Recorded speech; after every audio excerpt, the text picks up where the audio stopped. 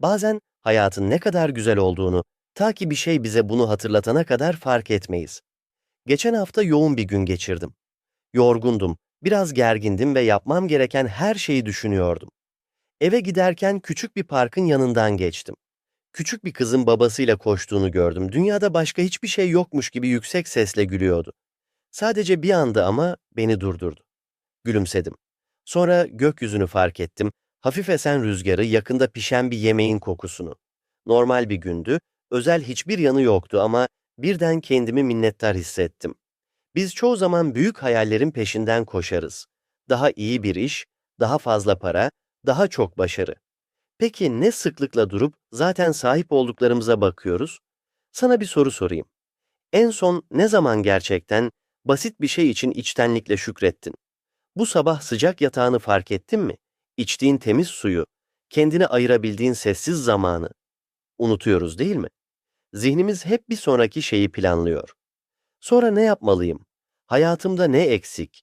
Neden başkalarının benden daha fazlası var? Ama şunu öğrendim. Eğer hep eksik olana odaklanırsan mutlu olamazsın. Şükran zaten var olana odaklandığında başlar. Bu bölümde seninle birlikte nazikçe yürümek istiyorum. Birlikte yavaşlayacağız. Şükran duymanın ne demek olduğunu konuşacağız. Sadece büyük şeylerde değil, sessiz ve sıradan anlarda da. Ve bunu yaparken doğal, yavaş İngilizce dinleyeceksin. Böylece hem kalbin büyüyecek hem de İngilizcen. Çünkü ister bir dil öğrenirken, ister hayatı yaşarken olsun, gerçek değişim daha fazlasını yapmaktan değil, çoğu zaman daha fazlasını fark etmekten gelir. O halde bu yolculuğa şu soruyla başlayalım.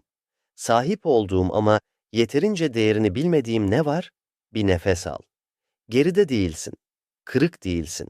Sadece yeni gözlerle görmeyi öğreniyorsun. Daha fazlasının daha iyi olduğunu söyleyen bir dünyada yaşıyoruz. Daha iyi bir iş, daha yeni bir telefon, daha büyük bir ev.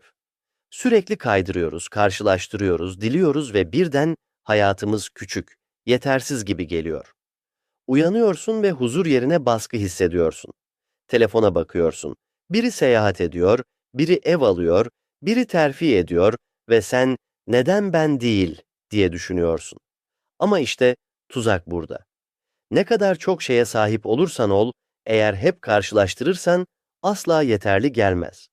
Karşılaştırma mutluluğun hırsızıdır. Başkasının yoluna bakarken kendi yolundan keyif alamazsın.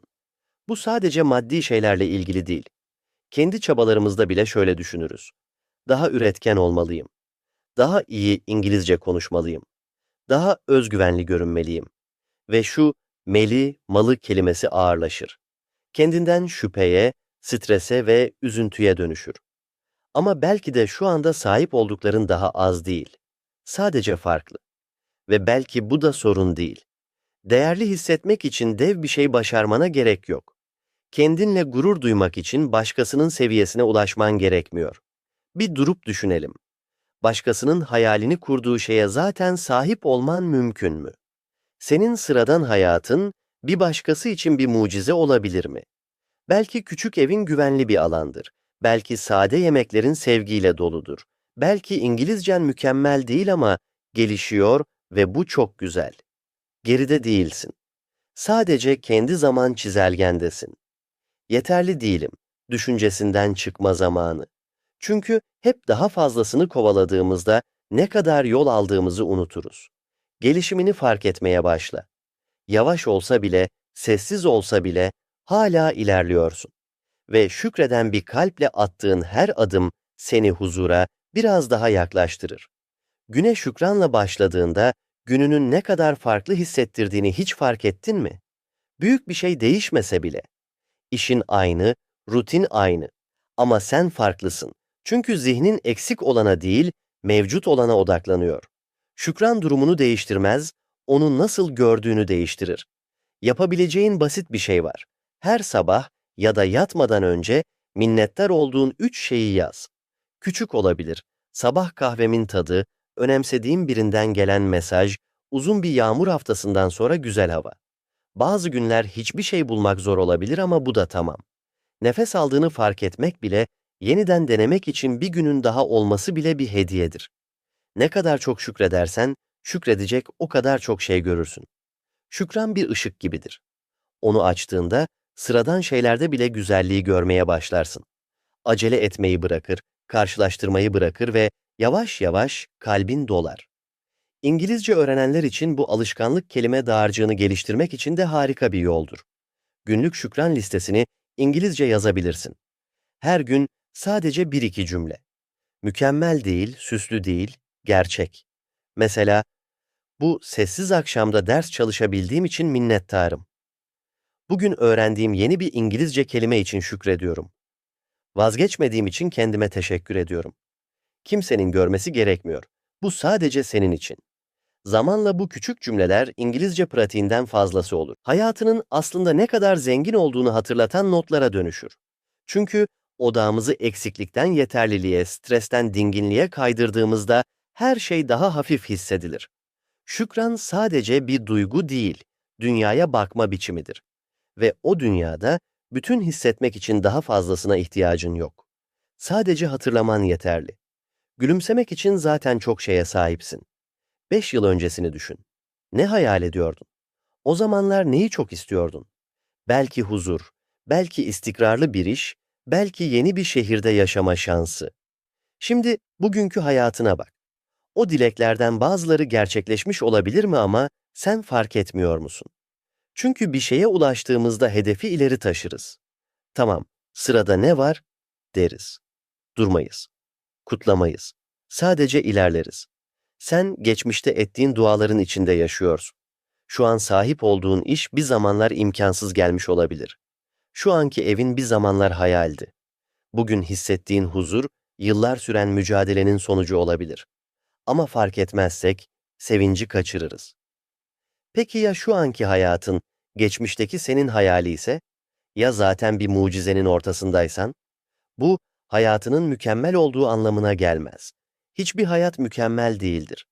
Ama çok yol kat ettiğin anlamına gelir. Atlatamayacağını sandığın şeylerden geçtin. Öğrenemeyeceğini düşündüğün şeyleri öğrendin. Zor günleri geride bıraktın ve hala buradasın. Bu derin bir şükran sebebidir. Takdir etmek, sadece sahip olmak değil, onu gerçekten görmektir. Bazen şükran duymanın gelişmeyi bırakmak olduğunu düşünürüz. Ama bu doğru değil. Hala hedeflerin olabilir.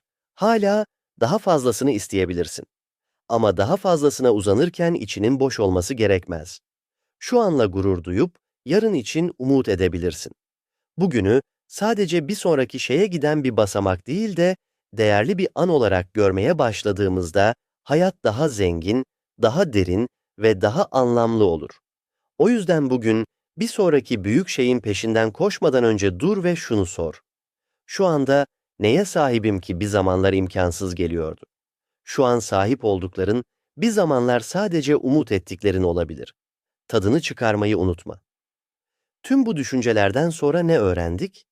Belki de şunu. Her zaman yeni bir hayata ihtiyacımız yok. Sadece sahip olduğumuz hayata yeni bir bakış açısına ihtiyacımız var. Her şey mükemmel olana kadar beklemek zorunda değilsin. İngilizcen akıcı olana kadar, banka hesabın dolana kadar, hedeflerin tamamlanana kadar beklemek zorunda değilsin. Şükretmek, yeterli hissetmek, huzur bulmak için. Çünkü huzur bir sonraki şeyde değil. Çoğu zaman her gün yanından geçip gittiğin küçük şeylerde gizlidir. Huzur, minnettar olmaya karar verdiğin anda başlar. Elindeki sıcak çayı, arkadaşının sesini, uzun bir günün sonundaki sessizliği fark ettiğinde başlar. Bugün bitirmeden önce seni küçük bir şey denemeye davet ediyorum. Derin bir nefes al. Yavaşça ver. Şimdi sadece minnettar olduğun tek bir şeyi düşün. Zorlamadan.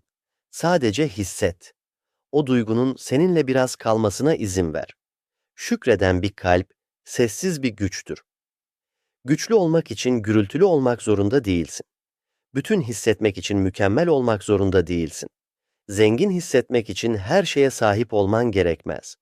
Sadece tekrar tekrar ana dönmen ve "burada zaten güzel bir şey var" demen yeterli. İşte şükranın sessiz gücü budur.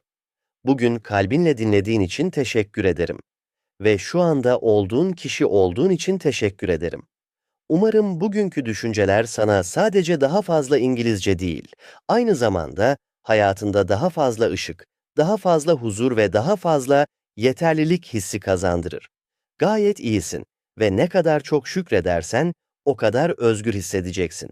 Bir nefes daha al. Sonra bu duyguyu gününün geri kalanına nazikçe taşı.